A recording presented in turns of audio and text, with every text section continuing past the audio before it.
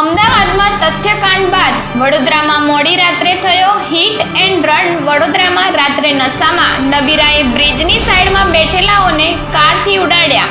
યુવકનું મોત, 2 યુવતીને ઈજા. ચાલકને બચાવવા પરિવાર દોડી આવ્યો.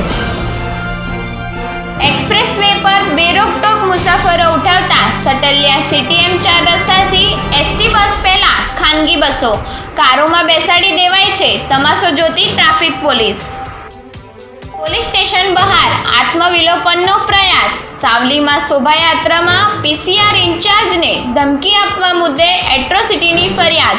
યુવકને માર્યાના આક્ષેપ સાથે હિન્દુ સંગઠનની રામધૂન.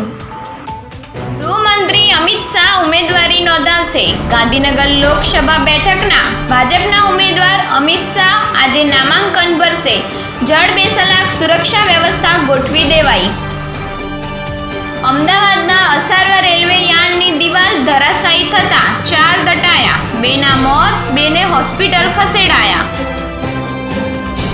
આવેલા 4 શખ્સનું કારસ્તાન. રાજકોટ ચૂંટણી તંત્ર સામે શંકા. સત્સંગ હોલમાં ભાજપની બેઠક મુદ્દે ફરી તપાસ કરવા આદેશ.